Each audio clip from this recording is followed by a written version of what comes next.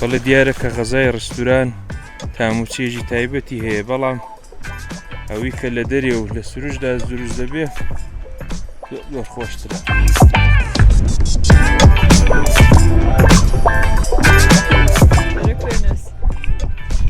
ئێرە مەرزی بینی کوستانی قەزوین و مازەندەرانە، باەکی زۆر عەجایبی دێ، هەواکەی حتا مەیلف ساردیشە تا ڕادێ. ئەوە کە کێوی عەلەم کووهە، دوای دەماوەند بەرزترین لووتکەی ئێرانە. حدودی 2 ساعاتێک دەبێت کە ئێمە هەر خەریک هاتنە خوارین و بادەرە ڕێگاشمان جارێ زۆر ماوە با بلەو باوە بژە، بەڵام ئەوەی هەیە کە هەواکەی فێن کەش کرد.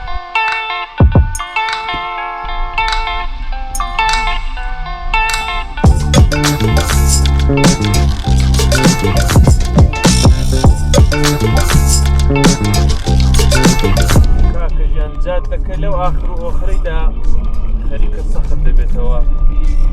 ئەگەر شتیاتان مەسەلەن لە بڕێک قەولی فارس دەڵە ماجەراجوی و ئەوانە نییە، ڕەنگە عەزیەتونە لانەوەمە سەعات و نیوە کە خەریکی دێ نەخوارێتەوە. قەیناکە بە گۆرانی خۆشتان ڕاحەت بێنە شا، وەلی بەڕاستی دیمەنێکی عەجایبی چا عەلەم کێو.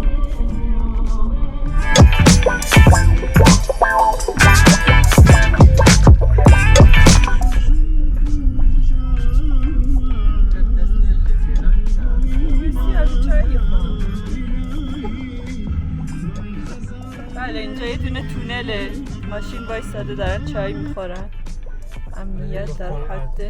بابا اینا وایسادن سایه گیر آوردن باوکارو جاکی بود. اینجا ایران است.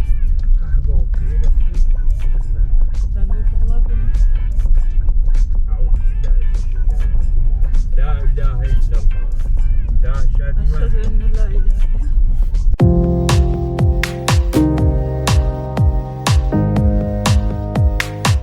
دي هاورياني عزيزي ما بالاخره گەیشتینە ئەو جەنگەڵانەی 2000 وا منشورن. لێرەوە دەمانەیە بچین کە دەشتی دەریاسەر ببینین لە گوندێک بە نێوی سادقاباد لادەین بەرەو دەستی چەپ چاوە بڕێکمان ماوە دەچین بزانین چۆن ناچێت.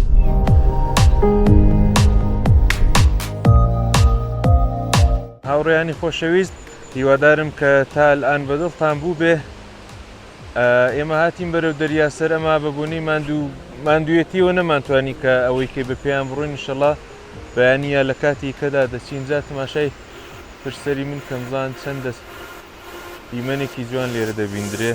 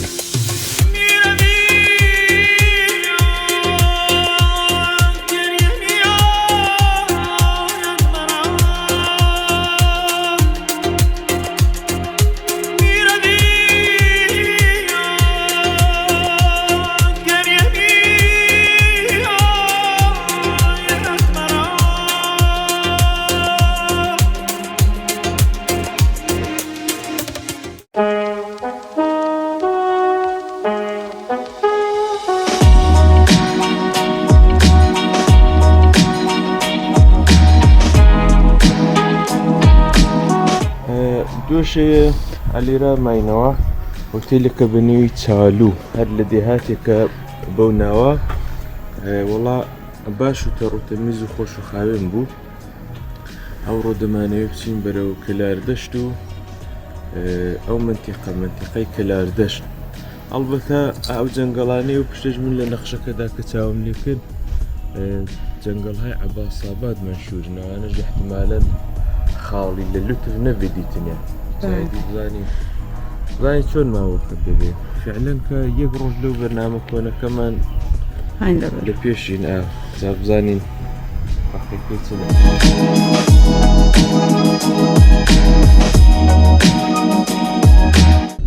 بەڵێ هاتینە شارێک بەنێوی عەباساباد و لەوێەوە سێڕایەکە دێ بەرەو ئەو منتەقەی کلاردەشت و ئەواناوە وردە وردە دەڕۆینە سەرێ بزانین چمان بە قسمەت دەبێت.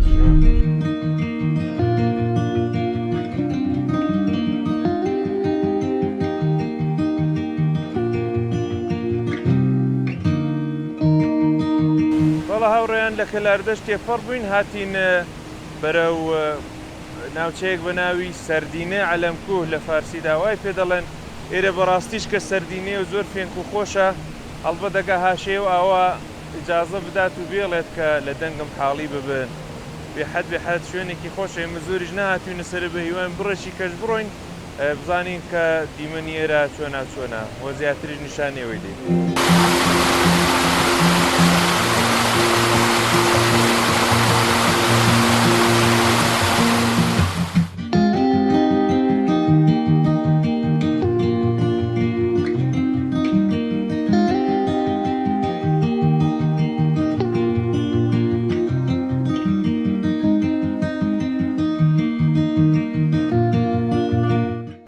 بۆ نانی نیۆر و ڕستورانی ئیسماعیل سەراشپەزمان هەڵبژار لە شاری کەلاردەشت خواردنەکەشمان کە باوتورشە خواردنی تایبەتی ئەو ناوچەیە ئەگەر هاتن ئەوەش حتماً تاقیب بکەنەوە زۆر خۆش بۆتان.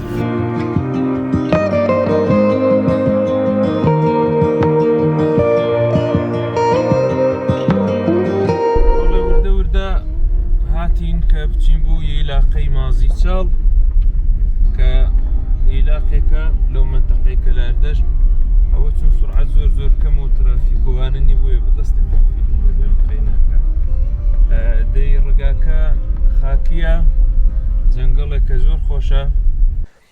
هاوڕێیان ئێمە تەقریبەن حدودی چارەجێک هاتینە سەرێ لەو ڕێگایەوە لە خوددا بەزیاد بێشکر دوای چەند ڕۆژێک بەڕاستی دەبێ بڵم ئەشغاڵگەردی و ئەشغاڵ زبڵ و شت کە زۆر ڕژابوو ئێمە ئێرەمان دیوە ئەو شوێنە بەڕاستی شکر خاوێنە چاودێری دەکرێ ئەلحەمدولیلا زۆر بێدەنگە هاڕەهاڕی ماشێن بەو سوورەتە نایە ئەڵبەت نایە دیەکە خەڵک لێگەڕنەوە لەولا دەستێک دانیشتون هاتو هاوارێکیان دێ ئێمە دەڕۆینە سەرتر و بزانین زیاتریش دەبینین.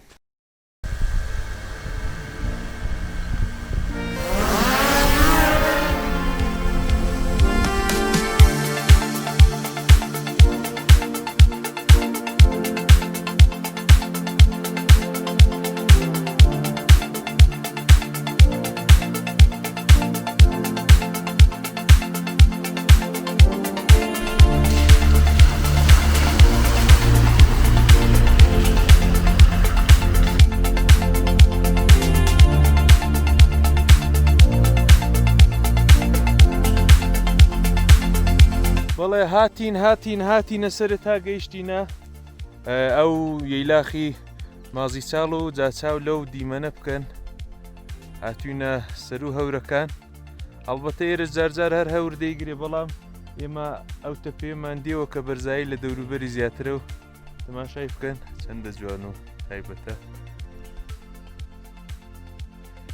بۆ هاتن بۆ ئێرە یەک دوو جێگە ئەلبەت لە ئەگەر وەرزی وشک دابێن بۆ ئێرە یعنی ڕێگاوبانەکە وشک بێ کێشەیەک نابێت بە هەموو جۆرە سیارەیەک و ماشینێک هاتن بۆ ئێرە زۆر ئاساییە بەڵام ئەگەر تەڕ بێ حتمەن سیارەی دوو دیفرانسیال پێویستە. ئەرێ وەڵا جا تماشای ڕوبەڕووکەن و جا دوای ئەوە تماشای ئاسمان بکەن.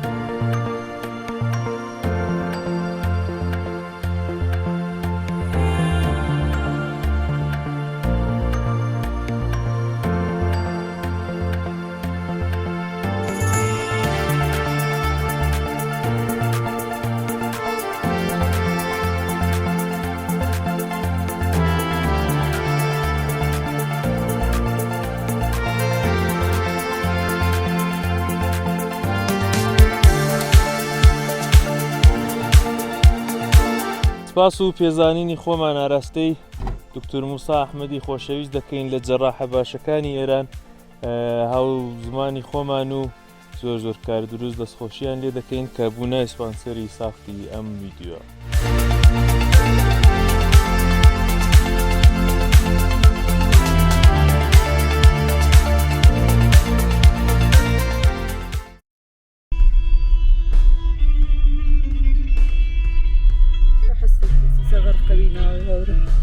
واللهی بەڕاستی خۆشە زۆر تایبەتە دنیا ئەبەوانەوە خۆشە بە قەولی فارس دەڵێ ئەبر و باود و مەه و خورشید و فەلەک دەرکارن کە تو بیان بینی ئەی چۆن هاڵی وتی ئاوا خەبەرە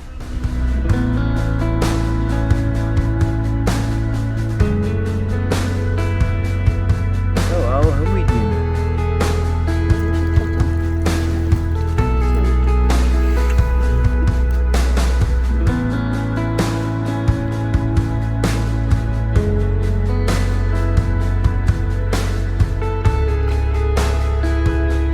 كلة تزينة اوه دانم تزين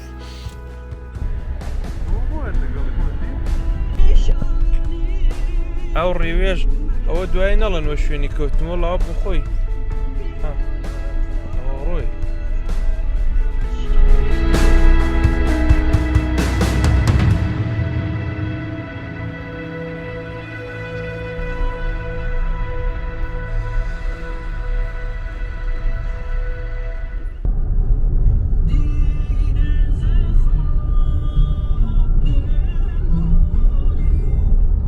کاکەجان لە ڕۆژانی ئاخری سەفەرەکەماندا یەک فەوقی بەرنامەشمان پێ ئیزافە کرد و چون زۆرمان بیری ماسوولە دەکرد دوای 3-4 ساڵمان بە ئەوە جودا لەو پلانی کە ڕشبوومان هاتین بەرەو ماسوولە چاوەنیشانتان دەین کات چەندە خۆش تایبەتێ تاپی خۆبزانین خۆشە حاجی تامەکەی لە بیرم نەما کەسڵە خەڵ تازە ئەڵێ وەڵام نۆشکیانم بەزیادە نۆش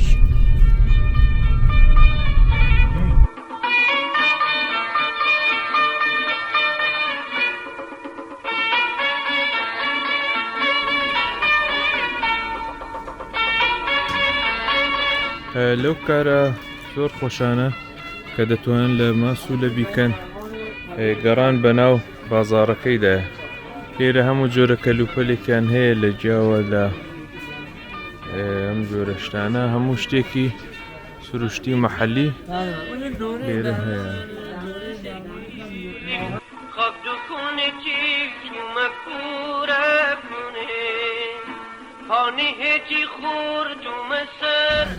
وەڵە شەوانی ماسوولە بەڕاستی خۆشە گەر هاتن بۆ ئێرە حتمەن شەوانە بێنە دەرێ بازارێکی زۆر خۆشیە خواردنی چاکی لێە و چەندی کە لە خوارێ هەوا گەرمە لێرە هەوا خۆشە بەڵە دوو شێوە لێرە ماینەوە و هەرچەند کە بڕێکیش سارد بوو ئەوە ژەلان دەچینەوە نێو بازار کە نانی بەیانی و سوحانە بخۆین و وردە کۆتایی بۆ سەفەرە بینین